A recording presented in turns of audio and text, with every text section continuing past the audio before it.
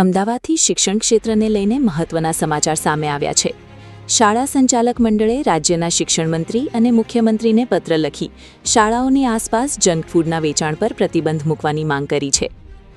શાળા સંચાલક મંડળની રજૂઆત મુજબ રાજ્યની તમામ શાળાઓના કેમ્પસ અને તેની આસપાસના 100 મીટરના વિસ્તારમાં જંક ફૂડના વેચાણ પર પ્રતિબંધ મૂકવામાં આવે।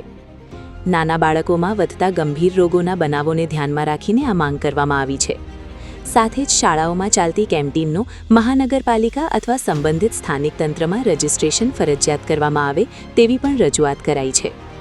શાળાઓમાં બાળકોને અસ્વાસ્થ્યપ્રદ અથવા હલકી ગુણવત્તાવાળું ભોજન ન મળે તે માટે સરકાર દ્વારા સ્પષ્ટ નિયમો અને નીતિ બનાવવાની માંગ કરવામાં આવી છે। આ ઉપરાંત વાલીઓમાં જંક ફૂડ અને નશાકારક પદાર્થોના નુકસાન અંગે જાગૃતિ ફેલાવવા માટે વિશેષ કાર્યક્રમો યોજવાની પણ રજૂઆત કરાઈ છે। આ સમગ્ર મુદ્દે શાળા સંચાલક મંડળના પ્રમુખ ભાસ્કર પટેલે શું કહ્યું સાંભળીએ તેમની પાસેથી। આવે છે શિક્ષણ મંત્રી અને મુખ્યમંત્રીને જંક ફૂડને લઈને શું કારણ? ગુજરાત રાજ્યમાં શાળા સંચાલક મહામંડળ ખૂબ સ્પષ્ટ છે કે અમારી શાળાઓની અંદર અમારી શાળાઓની જે કેન્ટીનો છે તેમાં પણ જંક ફૂડ ન વેચાવું જોઈએ અને જંક ફૂડ એ વિદ્યાર્થીના હેલ્થ માટે પણ નકામું છે। અને ઇન ધેટ કેસ આપણે જાણીએ છીએ કે આજે બાળક જે 3 વર્ષની નાની ઉંમરે આપણા ત્યાં અભ્યાસ માટે દાખલ થાય કેજીમાં અને 18 વર્ષની ઉંમર 12 ધોરણ સુધી ભણતું હોય છે તો આપણા ત્યાંથી જે કંઈ જમવાની, બેસવાની, ઉઠવાની, રમવાની જે ટેવો લઈને જશે એ જ ટેવો એને જીવનમાં કામમાં આવવાની છે। એટલે અગાઉની જેમ મેં કહ્યું એમ કે સિંગ ચણા, સેવ મમરા જેવા પૌષ્ટિક નાસ્તાઓ જે આપણે આપણા બાળકોને આપતા હતા અને આપણા બાળકો શાળામાં લઈ જતા હતા અથવા શાળામાંથી આપવામાં આવતા હતા એ ફરીથી ચાલુ થવા જોઈએ।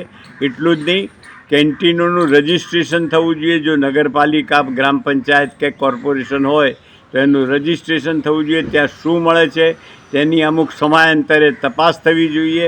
અને એટલું જ નહીં, જરૂર જણાય તો પેરેન્ટ્સે બી આ રીતે એક ટીમ બનાવીને પોતાના બાળકને શું પીરસવામાં આવે છે, શું આપવામાં આવે છે એની પણ ચકાસણી કરવી જોઈએ। એ સંજોગોમાં સરકારને અમે લખ્યું છે કે આના માટે એક SOP બનાવો અને એ SOP પ્રમાણે સંસ્થાઓ જો કામ ન કરતી હોય તો તેની સામે કડક કાર્યવાહી કરો। શાળા સંચાલક મંડળનું કહેવું છે કે વિદ્યાર્થીઓનું આરોગ્ય એટલે રાજ્યના ભવિષ્યનું આરોગ્ય। તેથી રાજ્યની તમામ શાળાઓ માટે યોગ્ય નીતિ અને નિયમો બનાવી તેનો કડક અમલ કરવો જરૂરી છે। હવે શાળાઓની આસપાસ જંક ફૂડના વેચાણ પર પ્રતિબંધની આ માંગને લઈને રાજ્ય સરકાર શું નિર્ણય લે છે તેના પર સૌની નજર રહેશે। ગુજરાતની ગર્જના, સત્યનો અવાજ, જનતાનો વિશ્વાસ। Bureau report, Ahmedabad.